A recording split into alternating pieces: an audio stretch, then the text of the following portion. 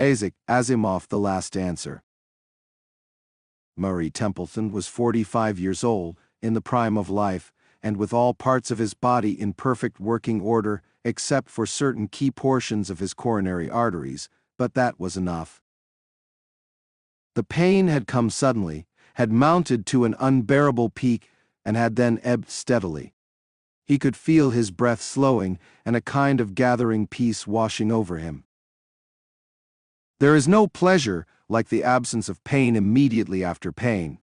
Murray felt an almost giddy lightness, as though he were lifting in the air and hovering. He opened his eyes and noted with distant amusement that the others in the room were still agitated. He had been in the laboratory when the pain had struck, quite without warning, and when he had staggered, he had heard surprised outcries from the others before everything vanished into overwhelming agony. Now, with the pain gone, the others were still hovering, still anxious, still gathered about his fallen body, which, he suddenly realized, he was looking down on. He was down there, sprawled, face contorted. He was up here, at peace and watching. He thought, miracle of miracles. The life after life nuts were right.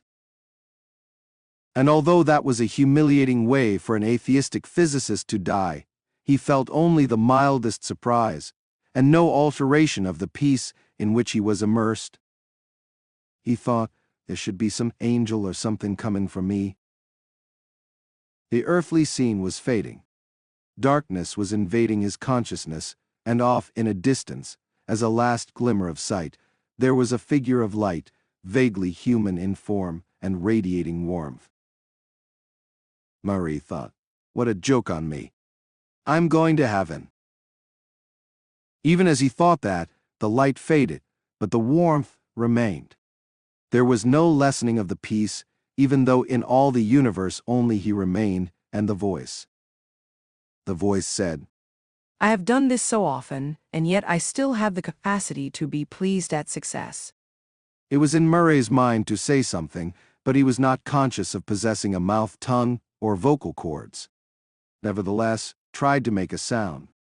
He tried, mouthlessly, to hum words, or breathe them, or just push them out by a contraction of something. And they came out. He heard his own voice, quite recognizable, and his own words, infinitely clear. Murray said, Is this heaven? The voice said, This is no place as you understand place.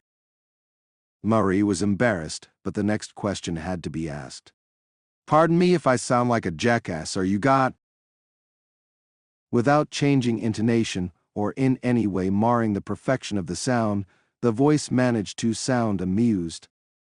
It is strange that I am always asked that in, of course, an infinite number of ways. There is no answer I can give that you would comprehend.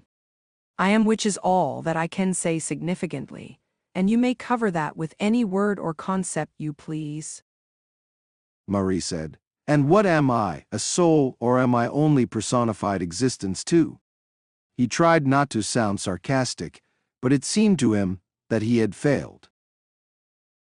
He thought then, fleetingly, of adding, Your Grace, or Holy One or something to counteract the sarcasm, and could not bring himself to do so, even though for the first time in his existence he speculated on the possibility of being punished for his insolence or sin. With hell, and what that might be like. The voice did not sound offended. You are easy to explain even to you. You may call yourself a soul if that pleases you, but what you are is a nexus of electromagnetic forces, so arranged that all the interconnections and interrelationships are exactly imitative of those of your brain in your universe existence down to the smallest detail. Therefore, you have your capacity for thought, your memories, your personality. It still seems to you that you are you. Murray found himself incredulous. You mean the essence of my brain was permanent? Not at all. There is nothing about you that is permanent except what I choose to make so. I formed the nexus. I constructed it while you had physical existence and adjusted it to the moment when the existence failed. The voice seemed distinctly pleased with itself, and went on after a moment's pause. An intricate but entirely precise construction.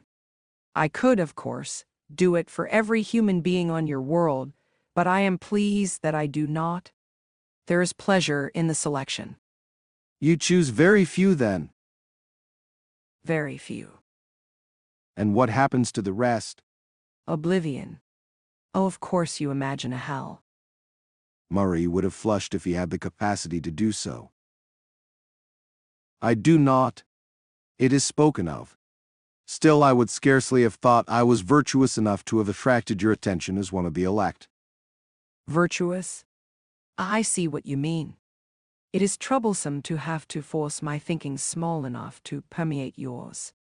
No, I have chosen you for your capacity for thought as I choose others in quadrillions from all the intelligent species of the universe.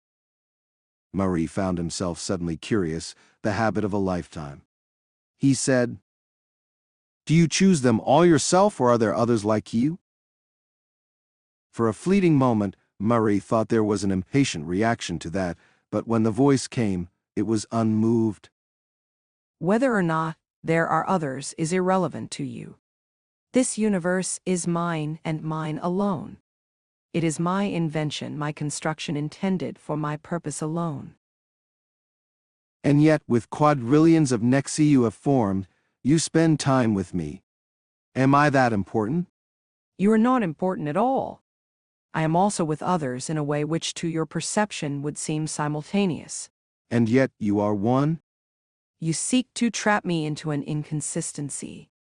If you were an amoeba who could consider individuality only in connection with single cells, and if you were to ask a sperm whale, made up of 30 quadrillion cells, whether it was one or many, how could the sperm whale answer in a way that would be comprehensible to the amoeba? Murray said dryly, "I'll think about it. It may become comprehensible." Exactly. That is your function. You will think. To what end? You already know everything, I suppose. Even if I knew everything, I could not know that I know everything. That sounds like a bit of Eastern philosophy, something that sounds profound precisely because it has no meaning. You have promise. You answer my paradox with a paradox, except that mine is not a paradox. Consider. I have existed eternally, but what does that mean? It means I cannot remember having come into existence. If I could, I would not have existed eternally. If I cannot remember having come into existence, then there is at least one thing, the nature of my coming into existence, that I do not know. Then too, although what I know is infinite, it is also true that what there is to know is infinite, and how can I be sure that both infinities are equal? The infinity of potential knowledge may be infinitely greater than the infinity of my actual knowledge. Here is a simple example. If I knew every one of the even integers, I would know an infinite number of items, and yet I would still not know a single odd integer. But the odd integers can be derived. If you divide every even integer in the entire infinite series by 2, you will get another infinite series which will contain within it the infinite series of odd integers. You have the idea. I am pleased. It will be your task to find other such ways, far more difficult ones, from the known to the not yet known. You have your memories.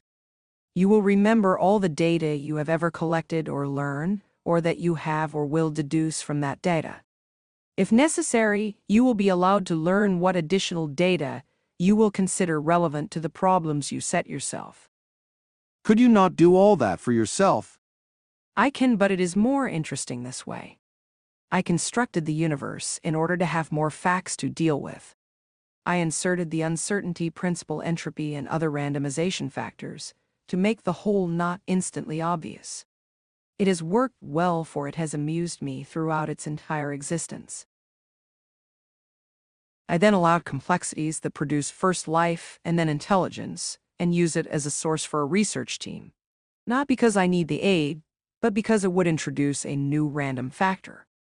I found I could not predict the next interesting piece of knowledge gained, where it would come from, by what means derived. Does that ever happen? Certainly. A century doesn't pass in which some interesting item doesn't appear somewhere.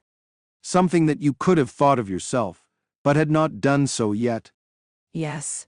Do you actually think there's a chance of my obliging you in this manner? In the next century? Virtually none. In the long run, though, your success is certain, since you will be engaged eternally. I will be thinking through eternity. Forever? Yes. But beyond that, for what purpose am I to find new knowledge? I have told you. To find new knowledge. But beyond that, for what purpose am I to find new knowledge? It was what you did in your universe-bound life. What was its purpose then? To gain new knowledge that only I could gain. To receive the praise of my fellows. To feel the satisfaction of accomplishment, knowing that I had only a short time allotted me for the purpose. Now I would gain only what you could gain yourself if you wished to take a small bit of trouble. You cannot praise me, you can only be amused. And there is no credit or satisfaction in accomplishment when I have all eternity to do it in. And you do not find thought and discovery worthwhile in itself. You do not find it requiring no further purpose. For a finite time, yes. Not for all eternity. I see your point. Nevertheless, you have no choice. You say I am to think. You cannot make me do so. I do not wish to constrain you directly. I will not need to. Since you can do nothing but think, you will think. You do not know how not to think. Then I will give myself a goal. I will invent a purpose. That you can certainly do. I have already found a purpose. May I know what it is? You know already. I know we are not speaking in the ordinary fashion. You adjust my nexus in such a way that I believe I hear you and I believe I speak, but you transfer thoughts to me and from me directly. And when my nexus changes with my thoughts, you are at once aware of them and do not need my voluntary transmission. You are surprisingly correct. I am pleased. But it also pleases me to have you tell me your thoughts voluntarily. Then I will tell you. The purpose of my thinking will be to discover a way to disrupt this nexus of me that you have created. I do not want to think for no purpose but to amuse you. I do not want to think forever to amuse you. I don't want to exist forever to amuse you. All my thinking will be directed toward ending the nexus. That would amuse me. I have no objection to that. Even concentrated thought on ending your own existence may, in spite of you, come up with something new and interesting. And of course, if you succeed in this suicide attempt, you will have accomplished nothing, for I would instantly reconstruct you, and in such a way as to make your method of suicide impossible. And if you found another and still more subtle fashion of disrupting yourself, I would reconstruct you, with that possibility eliminated, and so on. It could be an interesting game, but you will nevertheless exist eternally. It is my will. Murray felt a quaver, but the words came out with a perfect calm. He said, "Am I in hell then after all? You have implied there is none, but if this were hell you would lie to us as part of the game of hell." In that case, of what use is it to assure you that you are not in hell? Nevertheless, I assure you, there is here neither heaven nor hell. There is only myself. Consider then that my thoughts may be useless to you. If I come up with nothing useful, will it not be worth your while to disassemble me and take no further trouble with me? As a reward? You want nirvana as the prize of failure, and you intend to assure me failure. There is no bargain there. You will not fail. With all eternity before you, you cannot avoid having at least one interesting thought, however you try against it. Then I will create another purpose for myself. I will not try to destroy myself. I will set as my goal the humiliation of you. I will think of something you have not only never thought of, but never could think of. I will think of the last answer beyond which there is no knowledge further. You do not understand the nature of the infinite. There may be things I have not yet troubled to know. There cannot be anything I cannot know. You cannot know your beginning. You have said so. Therefore you cannot know your end. Very well then. That will be my purpose, and that will be the last answer. I will not destroy myself. I will destroy you if you do not destroy me first. Ah. You come to that in rather less than average time. I would have thought it would have taken you longer. There is not one of those I have with me in this existence of perfect and eternal thought that does not have the ambition of destroying me. It cannot be done. I have all eternity to think of a way of destroying you. Then try to think of it. And it was gone. But Murray had his purpose now and was content.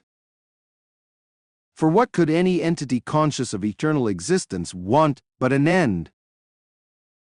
For what else had the voice been searching for countless billions of years? And for what other reason had intelligence been created and certain specimens salvaged and put to work but to aid in that great search? And Murray intended that it would be he and he alone who would succeed.